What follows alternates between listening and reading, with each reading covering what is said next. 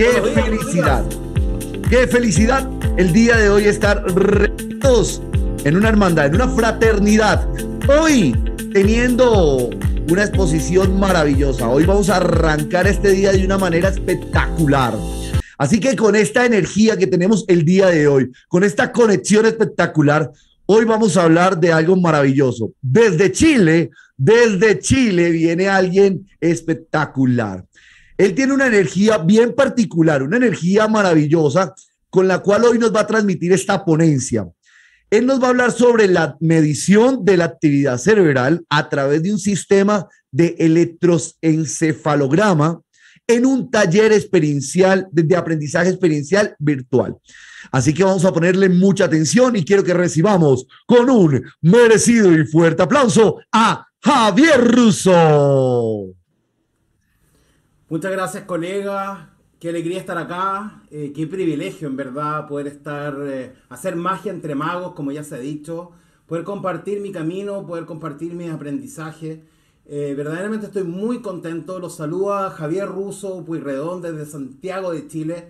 Y como decía en el chat, por el placer de dar, de divertirnos, aprender y reflexionar, citando a mi querido, ¿no es cierto?, Juan Carlos Cadavid, que estuvo ayer con nosotros deleitándonos con su magia.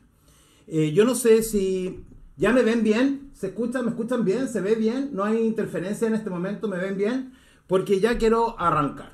Quiero compartirles que de alguna manera la crisis del COVID-19, ya se ha dicho, para todos ha sido tremendamente tenaz y desafiante.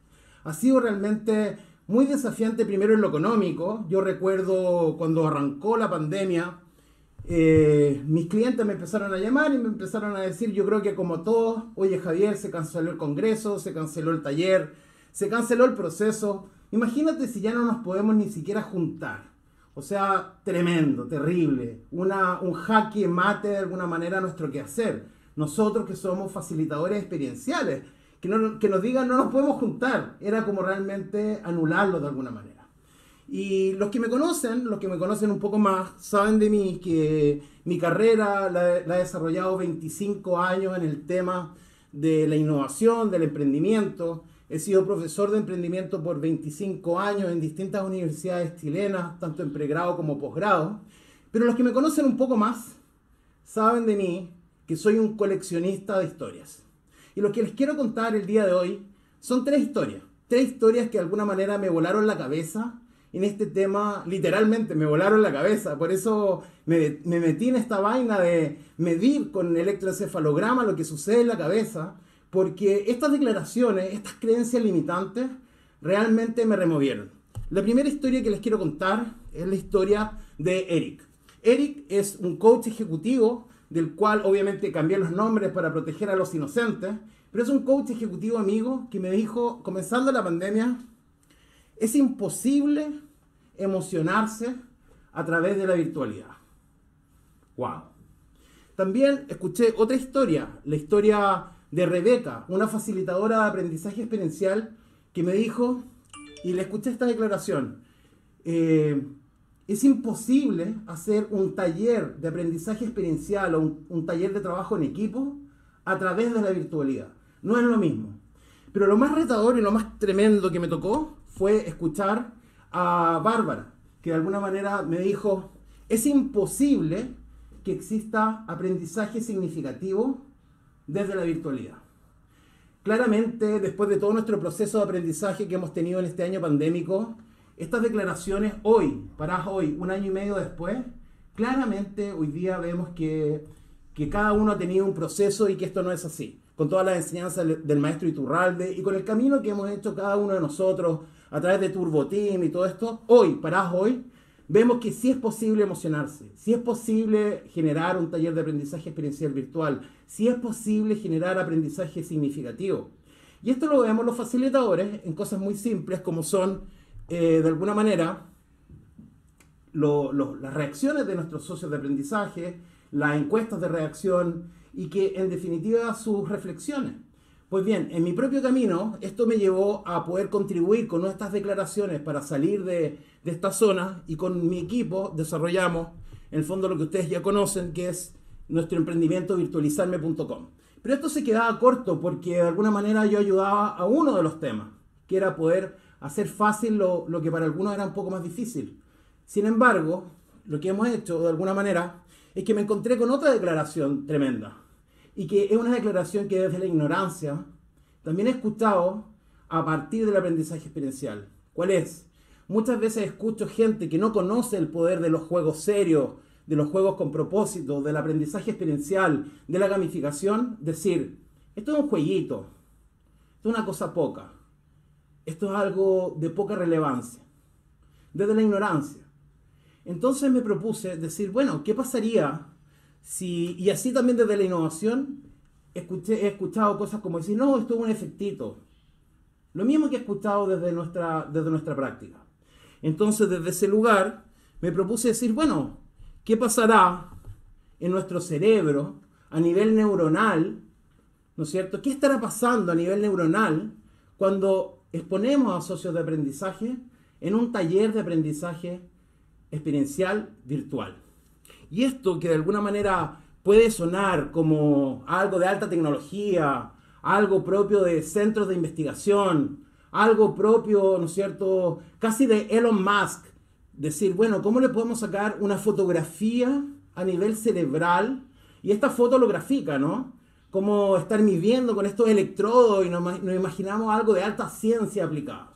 Bueno, la buena noticia, desde el avance y la disrupción tecnológica, que hoy día existe y está disponible para todos nosotros, sensores de electroencefalograma con la tecnología Muse.com, que son unos verdaderos cintillos que tú te pones en tu cerebro y que se conectan directamente a tu móvil y en tiempo real pueden estar midiendo cómo están, en el fondo, una imagen en tiempo real. Aquí les estoy mostrando en este mock-up de este móvil, es una medición de parte del experimento que hicimos, donde se están midiendo cómo están funcionando tus ondas gamma, beta, alfa, teta y delta a nivel cerebral. Que esto es verdaderamente como una fotografía en tiempo real de lo que le está ocurriendo a los socios de aprendizaje. Pues bien, tenemos la tecnología. Entonces dijimos, bueno, pero esto igual tiene cierto costo. Logramos encontrar una comunidad que ya tenía los cintillos, porque además lo estamos haciendo desde la virtualidad. Movilizamos a 4 socios de aprendizaje y los invitamos a que vinieran a vivir una experiencia. Y esta experiencia que los invitamos fue un taller de aprendizaje experiencial virtual, que es mi taller del submarino, donde me tomo este personaje del capitán, ¿no es cierto? Hay una serie de estímulos de fondos virtuales, sonido, y está perfectamente diseñado bajo la metodología del aprendizaje experiencial, con momentos de debriefing, momentos de aplicación, etc. Hay un reto, hay un desafío de trabajo en equipo, donde los equipos, hay 4 equipos que tienen que armar, tienen que coleccionar plancton marino y tienen que llevarlo a sus redes. Además, esta metodología está desarrollada, además de ser aprendizaje experiencial, está desarrollado con la metodología de nuestra querida Glenda Mejía de Metatraining. Y como grupo de control, lo que hicimos fue tomar otra charla que yo tengo, que es el Mar Digital, un océano de oportunidades, y compartir una PPT, una simple PPT, con un relato, donde obviamente yo le pongo toda la intención, cambios de voz, etcétera, pero es compartir una PPT. Entonces, vamos a lo nuestro.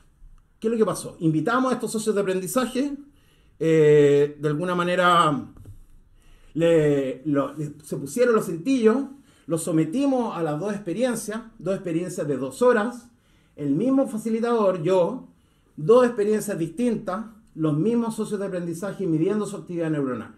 Y fuimos a ver qué es lo que sucede. Le voy a contar por tiempo de los 4 casos que estudiamos, les voy a mostrar 2, pero en general los resultados de los 4 son muy similares. Vamos a ver entonces qué es lo que pasó con este primer caso. Este es el caso de Fernando. Y Fernando, cuando vino, este es como su histograma de lo que pasó en estas 2 horas de aprendizaje experiencial virtual. Antes de esto, para los que no estén familiarizados de alguna manera, les quiero contar algo previo, que no se los dije. Todo nuestro cerebro tiene 5 ondas cerebrales. Las ondas beta, alfa, delta, teta y gamma, ¿vale? Las betas son estados de alerta, de concentración consciente. Las alfas son, ¿no es cierto?, física y mentalmente relajado, despierto. Las delta, estás un poco más dormido, un poco más ido. Las teta son las capacidades imaginativas de reflexión. Y las gamas son tareas de procesamiento cognitivo mayor. Esto es como, imagínate una cuerda que se está moviendo a distinta velocidad, como un motor de un auto. Algunas son más laxas y se mueven más lento, otras se están moviendo mucho más rápido. Pero todas están presentes en todos nosotros, ¿vale? Incluso cuando dormimos. Siempre están presentes estas ondas. Pero el comportamiento que van a tener van a ser distintas en función de los distintos estímulos que vamos a estar de alguna manera expuestos. Entonces vuelvo y les muestro el caso de nuestro querido Fernando, que está acá. Este es el histograma de Fernando cuando se expuso a esta experiencia de aprendizaje experiencial. Si vemos un poco la actividad de Fernando, y ustedes tal vez con esta aproximación que yo les estoy mostrando acá, y por favor créanme, es que lo primero que vemos es que observamos una alta actividad de interés. Está muy atento porque hay mucha actividad cerebral durante toda la experiencia. Se ve que el histograma se mueve mucho. Hay muchos picos y bajadas, se está moviendo, ¿no es cierto? Por otro lado, se aprecian picos de actividad en los momentos que calzan con el debrief y con la metacognición. Si ustedes se fijan y miran con detención este dato, miran que, por ejemplo, y ponen atención a las ondas, en este caso teta, que serían de color, en este gráfico de color morado, que son donde hay mayor actividad, ¿no es cierto?, de reflexión. Hay toda una primera parte donde viene un reto y viene un desafío, y cuando aquí aproximadamente a la hora, si ustedes ven acá el crono de tiempo, esto parte como a las 7 de la tarde, vamos acá a la mitad, a las 8 de la noche, parte y se empieza a elevar las ondas teta, y son comparativamente muchísimo más altas cuando están en el momento del debriefing. Y también, de alguna manera, se ve otro pic acá sobre el final, cuando hay un proceso de metacognición, cuando Fernando en este caso da un feedback y da una entrega de procesamiento de cómo vivió la experiencia y cómo lo va a aplicar. Entonces, lo que podemos ver como a priori, para ser bastante sintético en esta ponencia, en el fondo lo que podríamos decir de alguna forma es que el gráfico, podríamos decir que es como una fiesta a nivel neuronal. Está todo pasando. Tenemos a Fernando absolutamente inmerso en la experiencia. Podríamos decir que está en flow, está en la zona, mucho tiempo durante estas 2 horas. Comparemos ahora, de alguna manera, lo mismo, pero en el caso de Fernando, cuando viene a una experiencia de una charla. Y mira qué interesante como esto, que es algo totalmente diferente. A priori, si tú miras esto, las mismas 2 horas, el mismo sujeto, un contenido similar, pero con una metodología totalmente diferente, vemos que el gráfico es totalmente plano. Si bien es cierto, también hay momentos de peak, y esos momentos de peak justamente corresponden, en primer lugar, el gran peak que tenemos acá, en el caso de Fernando, tenemos un gran peak cuando yo interpelo a Fernando, él es profesor, y yo en la charla en algún momento le digo, bueno, los que son profesores, y de alguna manera lo interpelo a él se interesa, y cuando se interesa, su nivel neuronal aumenta. Entonces ahí hay un insight que les quiero dejar de inmediato, que es súper importante lo que nos dice nuestro querido maestro cuando él dice, cuando nos interpelan, cuando nos instigan de alguna manera, hay un proceso cognitivo que empieza a pasar. Si te fijas sobre el final, también ocurre otro pic, que es el momento cuando le pido una metacognición y que me dé feedback de cómo vivió la experiencia. Ahora, lo interesante de este caso es que en ambos casos, ambos, al momento de la encuesta de reacción, se fueron felices. Ambos me entregaron una encuesta de reacción espectacular. En ambas experiencias me agradecieron la experiencia, lo pasaron muy bien, me dijeron que aprendieron. Sin embargo, lo que ocurrió a nivel neuronal fue totalmente diferente. Veamos otro caso para poder cambiar un poco a Fernando y mirar el caso de Iván. Bien, el caso de Iván es un poco distinto, pero se presentan patrones bastante parecidos. Si tú ves también, podríamos decir que hay una fiesta, que el nivel neuronal también se está moviendo bastante. Distinto, se aprecia que hay un interés distinto al nivel de Fernando. De hecho, si ustedes miran después los decibeles, hay 40 puntos de diferencia entre el histograma de Iván y el de Fernando. Es decir, teníamos un socio de aprendizaje mucho más absorto en la experiencia que el caso de Iván, que sí, si bien es cierto, estaba en la experiencia, estaba en flow, estaba en un nivel menor que el de Fernando. Sin embargo, lo teníamos. Podríamos decir que en este caso, en el caso de Iván, podríamos decir que primero está atento. En general, el cerebro de Iván acusa que hay muchas ondas alfa que se están moviendo. También se aprecia de algún modo una fiesta, como les decía. Hay un pico en el reto y luego se mantiene alta en todo el proceso de debriefing, ¿sí? Al igual. Y si ahora nos movemos y comparamos un poquito el histograma a nivel de la charla de Iván, acá es súper interesante porque prácticamente al mirar en el fondo lo que ocurre con las ondas beta y las ondas gamma, que son importantes para esto, vemos que primero están prácticamente planas y bajaron considerablemente sus decibeles. No solamente tienen muy poca actividad, sino el volumen de la actividad está muy bajo. Por lo tanto, esto nos dice que tenemos como un Iván que está prácticamente como en un patrón un poquito casi de meditación. Lo tenemos bastante guiado de la experiencia, lo tenemos como bastante plano. Podríamos decir que estaba como hipnotizado, casi dormido, muy plano, poca actividad cerebral. Podríamos decir también que es como un templo, así como en el otro caso es una fiesta, hablando metafóricamente. En este caso podríamos decir que hay un templo. A nivel neuronal están pasando pocas cosas, pero también podemos recoger, para no demonizar, porque esto no se trata de eso, sino solamente de poner en valor lo que está ocurriendo a nivel neuronal. También podemos registrar que hay pics, y sobre todo hay pics cuando de alguna manera interpelamos y cuando hay una retroalimentación del sujeto. Es decir, por ejemplo acá, sobre el final, es cuando le pedimos retroalimentación a Iván que nos hable de la experiencia y registramos un nuevo pic. Entonces, tomando esta experiencia, esta medición en un taller ya, no desde la teoría, sino tomando la tecnología disponible y trayéndolo a mí qué hacer para poder demostrar con la ciencia de los datos qué está pasando en realidad en estos socios de aprendizaje. Si realmente están teniendo aprendizaje significativo o no, lo quiero conectar con lo que nos dice la doctora Judy Willis, neurocientífica primero y luego educadora.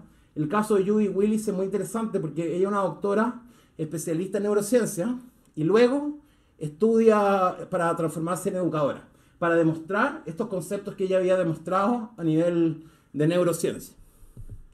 Entonces, ella nos regala 15 recomendaciones que de alguna manera los educadores, los facilitadores experienciales, quienes estamos en estos procesos de enseñanza-aprendizaje, deberíamos considerar. En primer lugar, tomar en cuenta que aceptar el poder de la novedad. La novedad es algo que le encanta al cerebro. El cerebro le fascina las cosas nuevas. Genera curiosidad, nos genera como una apertura para aprender. En segundo lugar, la sorpresa. El cerebro le encanta lo nuevo, la curiosidad, sorprendernos con las cosas, tener cosas nuevas. La predicción. Ella habla de una anticipación positiva. Poder generar un entorno y un contexto que nos genere y nos permita esa anticipación positiva. Por otro lado, los cambios de voz para captar la atención de los participantes. Poder hablar un poco más bajo o poder subir la voz y hablar más fuerte y poner más acento en las cosas que queremos. Los intereses individuales, ya lo decíamos, cuando interpelamos a los socios de aprendizaje, cuando les hace sentido lo que le estamos hablando porque le estamos conectando con su historia. Ser consciente de que el cerebro, para aprender, ¿no es cierto?, oye y también recuerda a nivel emocional, como también nos traía a colación Juan Carlos ayer. El tema de las emociones, fundamental.